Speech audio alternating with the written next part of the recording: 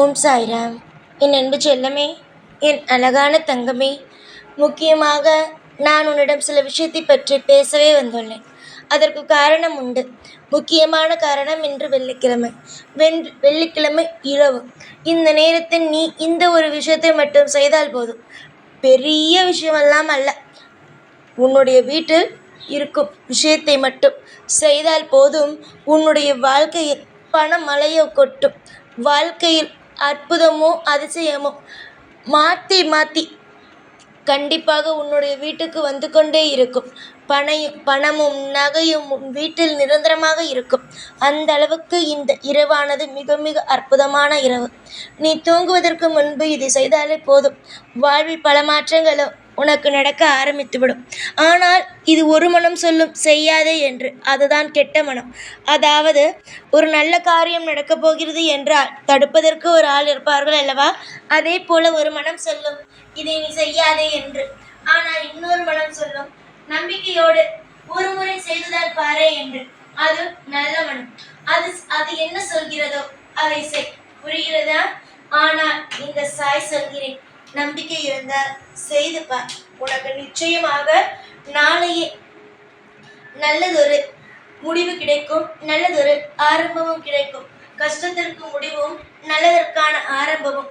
இன்று வெள்ளிக்கிழமை இரவு இதை செய். நாளை சனிக்கிழமை. சனிக்கிழமை எது செய்தாலும் வளரும் என்று சொல்வார்கள் அல்லவா? அதனால் நாளை பணம் வர ஆரம்பித்தது என்றார். தொடர்ந்து பணம் வரும். அதன் மூலமாக நிறைய நகைகள் வாங்குவார். சொத்துகள் நிறைய சேர்க்க ஆரம்பிப்பார். இன்று இரவு நீ வெள்ளிக்கிழமை. இன்று இரவு லக்ஷ்மியின் உயர்ந்த நாள். இந்த லக்ஷ்மியின் உயர்ந்த நாளில் இரவு இப்பொழுது மணியோ 8 மணிக்கு மேல் ஆகுகிறது அல்லவா?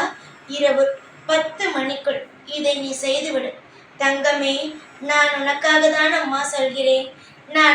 நீ பாடுபடுவதை விட உனக்காக நானும் உன்னோடு சேர்ந்து பாடுபட்டு கொண்டு தான் இருக்கிறேன். ஒவ்வொரு சூட்சுமமான வழிகளையோ உனக்கு சொல்லி சொல்லி கொடுத்து உன்னை வாழ வைக்க காரணம் இருக்கிறது. ஏனென்றால் ஒரு அப்பாவுக்கு தன்னுடைய பிள்ளைகள் அழகாகவும் நிம்மதியாகவும் எல்லா விதமான ஐஸ்வர்யங்களுடனும் இருந்தால்தான் நிம்மதி. உன்னை பெற்றவர்கள் விட நான் தான் உன்னிடம் அதிக நேரம் இருக்கிறேன். ஏன் தெரியுமா? உன்னோடே இருக்கிறேன். உன் நிழலாகவே இருந்து உன்னுடைய கண் கலங்குகிறதா? உன் மனம் என்ன நினைக்கிறது? உன்னுடைய வாழ்க்கையில் நீ அடுத்தடுத்து என்ன செய்ய வேண்டும்? எல்லா விஷயத்திலையுமே நான் ஒரு தெளிவான ஒரு முடிவோடே இருக்கிறேன். நாளுக்கு நாள் பிரச்சனைகள் கூடினால் நீ எப்படி நிம்மதியாக இருப்பாய்? சொல்ல போனால் உனக்கு பணப்பிரச்சனை தான் அதிகமாகவே உள்ளது. பணப்பிரச்சனை நீ இனிமேல் உனக்கு தேவையே அல்ல. பணப்பிரச்சனையானது உன்னுடைய வாழ்க்கையில் முடியும் நேரம் வந்துவிட்டது. இன்று இரவு நீ செய்ததற்கு பிறகு பார், நாளை உனக்கு கண்டிப்பாக இந்த இடத்திலிருந்து பணம் வரும். நீ கேட்டுக்கொண்டு இருக்கும் இடத்திலிருந்து உனக்கு பணம் கிடைக்கும். அதே நேரம் நீ முயற்சி செய்யும் காரியத்திலிருந்தும் பணம் கண்டிப்பாக வரும்.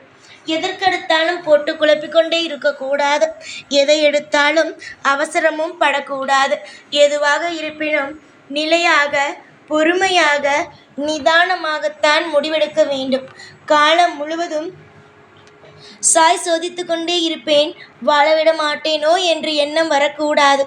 ஏனென்றால் இந்த சாய் ஒவ்வொரு கட்டத்திலும் ஒவ்வொரு விஷயத்திலும் உனக்கு துணையாகவும் உனக்கு பாதுகாப்பாகவும் இருக்கும் பொழுது நான் சொல்லும் விஷயங்கள் உனக்கு எல்லா அளவிலும் சரியாகத்தானே இருக்கும்.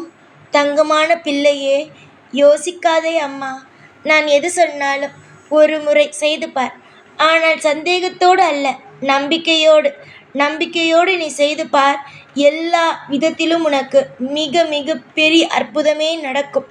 காலம் முழுவதும் உனக்கு துணை நான் தான் இருக்கிறேன் என்று தெரிந்த பிறகும் நீ எந்த ஒரு நிலையிலும் எதையும் கண்டு அஞ்சக்கூடாது. இன்று இரவு இப்பொழுது நேரம் சரியாக 8 மணிக்கு மேல் 8:30 மணிக்கு மேல் ஆகுகிறது. இப்பொழுது நீ என்ன செய்ய வேண்டும் என்றால் இரவு 10 மணிக்குள் நான் சொல்லும் விஷயத்தை செய்ய வேண்டும். அதாவது உன்னுடைய பையில் மல்லிகைப்பூ இருக்கிறது அல்லவா? அந்த மல்லிகை பூவை எடுத்து உன்னுடைய பூஜை ரூம் அறையில் இருக்கும் உன்னுடைய பூஜை அறையில் இருக்கும் லக்ஷ்மி தேவியின் படத்தின் முன் வைத்து கொண்டு நில். அதாவது மல்லிகைப்பூவை ஒரு கைப்பிடி எடுத்துக்கோ. அது நேரடியாக பூஜை அறைக்கு போ. பூஜை அறைக்கு போய் லக்ஷ்மி படத்திற்கு முன் நின்று, அம்மா, எனக்கு நிச்சயமாக பணம் தேவைப்படுகிறது. எனக்கு பணத்தை தாருங்கள். எனக்கு இந்த மலர் எவ்வளவு வாசமாக இருக்கிறதோ அந்த வாசம் போல என்னுடைய வாழ்க்கையோ அளவுக்கு மீறிய வாசம். மல்லிகைப்பூ தான் எடுக்க வேண்டும், வேறு பூ எடுக்கக்கூடாது. எனக்கு இந்த பூ எவ்வளவு ஒரு வாசனமாக, தெய்வத்திற்கு உயர்ந்ததாக, எவ்வளவு அழகாக இருக்கிறதோ இதே போலவே என்னுடைய வாழ்க்கையிலும் அழகான விஷயங்கள் நடக்க வேண்டும். அதற்கு பணம் வேண்டும், அதற்கு நகைகள் வேண்டும் என்று கேட்டுவிட்டு அந்த பூவை எடுத்து நீ எப்பொழுதுமே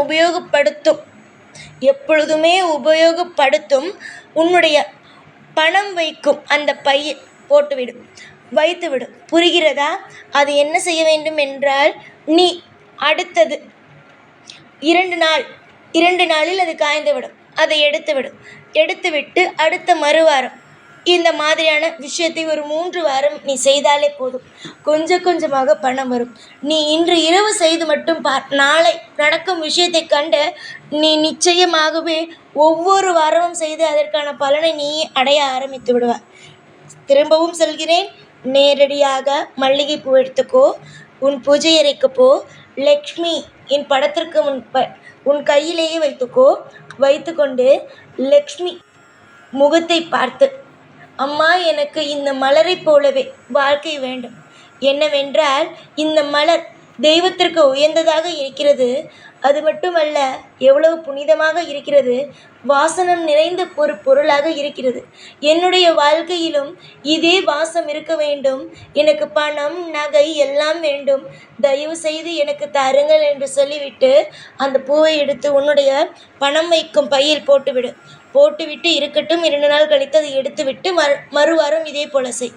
உனக்கு முதல் வாரத்திலேயே நல்லதொரு பலன் கிடைக்கும். அந்த லக்ஷ்மி தேவியின் ஆகர்ஷணம் முழுவதும் லக்ஷ்மி தேவி ஆசீர்வாதம் செய்வாள் அந்த பூவில்.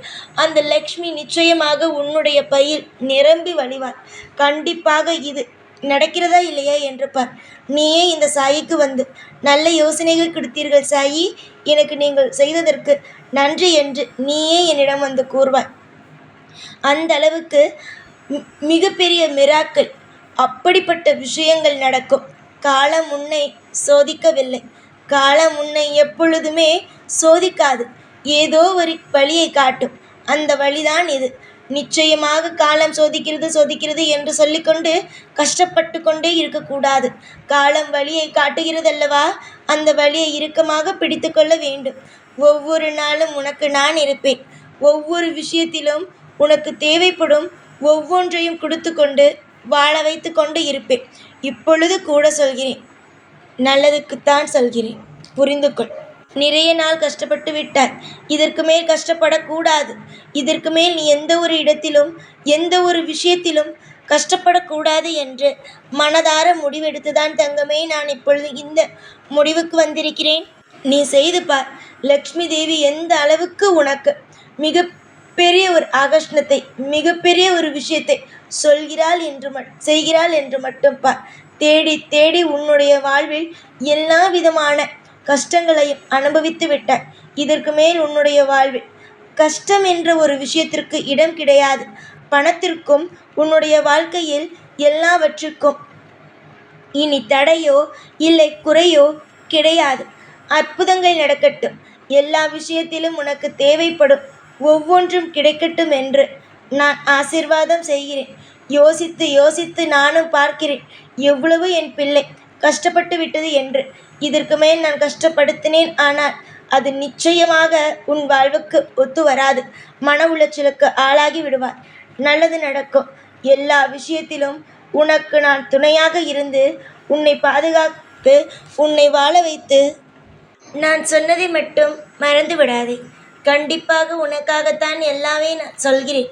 இப்பொழுது கூட நான் உனக்காகத்தான் இந்த இரவில் கூட ஓடி வந்துள்ளேன். புரிந்து கொள். எல்லா விஷயத்தையும் தெரிந்து கொள்.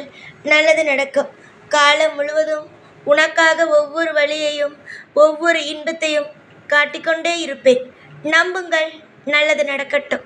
எப்பொழுதும் உன் கூடவே இருப்பேன். இந்த சாய்நான். ஓம் சாய்ராம்.